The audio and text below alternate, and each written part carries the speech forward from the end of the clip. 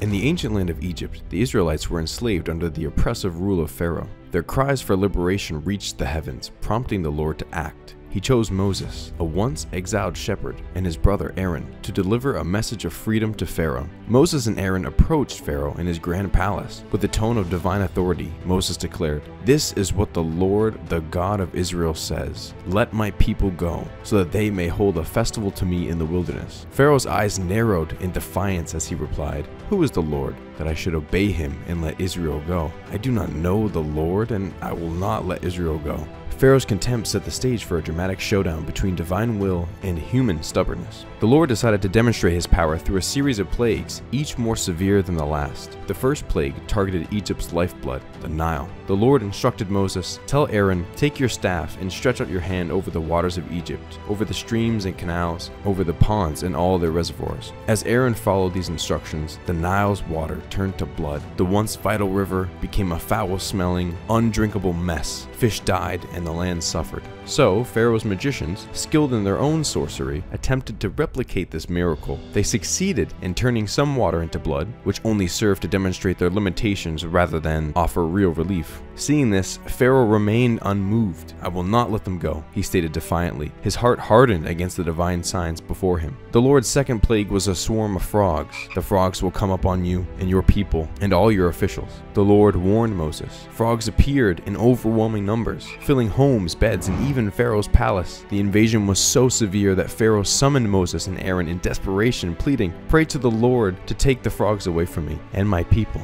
and I will let your people go to offer sacrifices to the Lord." Moses agreed to pray, and the frogs vanished, leaving heaps of dead frogs everywhere. Despite the clear signs of divine intervention, Pharaoh's resolve hardened once more. The magicians of Pharaoh's court tried to replicate the frog invasion, but their efforts only added to the frog infestation, showing their inability to resolve the problem. Even with this added pressure, Pharaoh's stubbornness prevailed. The third plague was a plague of lice. The Lord instructed Moses to tell Aaron, "Stretch out your staff and strike the dust of the ground." As Aaron did so, the dust turned into lice, infesting people and animals alike. The magicians, overwhelmed and unable to replicate this plague, told Pharaoh, "This is the finger of God." Despite this admission of divine power, Pharaoh's heart remained hardened and unyielding. The fourth plague was a swarm of flies. The Lord warned Moses, "I will bring flies into your country tomorrow." The flies swarmed over every part of Egypt, but spared the land of Goshen, where the Israelites lived. Seeing the distinction, Pharaoh offered a new compromise. "Go sacrifice to your Lord in the land." Moses explained that sacrificing in Egypt would be unacceptable to the Egyptians and could incite violence. Pharaoh agreed to let the Israelites go if the flies were removed. Moses prayed, and the flies disappeared. However, Pharaoh's heart grew hard once again, and he refused to let the Israelites leave. Pharaoh's magicians, who could neither replicate the removal of the flies nor address the ongoing problems, witnessed the divine power at work. Yet Pharaoh's resistance continued. The fifth plague targeted Egypt's livestock. "The hand of the Lord will bring a terrible plague on your livestock in the field, on your horses, donkeys, and camels, on your cattle, sheep, and goats," the Lord declared. All Egyptian livestock perished, but the Israelites' animals remained unharmed. Pharaoh, despite seeing this clear sign, refused to relent. His heart remained stubborn, rejecting the divine message. The sixth plague was painful boils. "Take handfuls of soot from a furnace and have Moses toss it in the air in the presence of Pharaoh. As the soot spread, it turned into festering boils that afflicted both people and animals. The magicians, unable to stand due to their own boils, were incapacitated and unable to confront Moses. Even with his advisors unable to perform, Pharaoh's heart remained hardened. The seventh plague was a devastating hailstorm.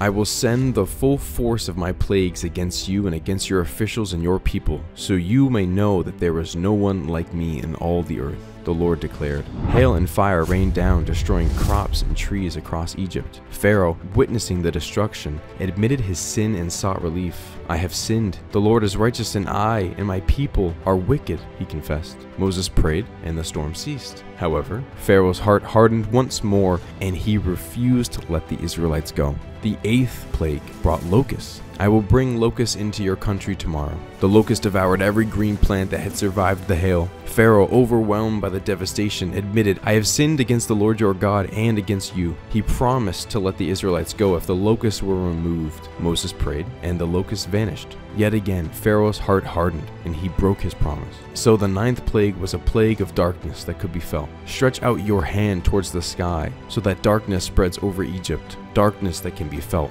For 3 days, a palpable darkness covered Egypt while the Israelites had light in their homes. Pharaoh summoned Moses and said, "Go, worship the Lord. Even your women and children may go with you. Only leave your flocks and herds behind." Moses insisted that they need their livestock for sacrifices. Pharaoh's heart remained obstinate, and he drove Moses away, his stubbornness unyielding. The final and most devastating plague was the death of the firstborn. "About midnight I will go throughout Egypt. Every firstborn son in Egypt will die," the Lord declared. The Israelites were instructed to mark their doorframes with lamb's blood to protect their households. At midnight, the angel of death passed through Egypt, striking down every firstborn. The cries of grief that followed were intense and heartbreaking. In the midst of this devastation, Pharaoh summoned Moses and Aaron in the dead of night. "Leave my people, you and the Israelites. Go worship the Lord as you have requested," he demanded. The Israelites, ready to leave, gathered their unleavened bread and their treasures given to them by the Egyptians. They departed from Egypt, embarking on their own journey to freedom, guided by the Lord through the wilderness. Pharaoh, finally overwhelmed by the severity of the plagues, had relented. The Israelites' long-awaited freedom had arrived, marking the beginning of their journey to the Promised Land.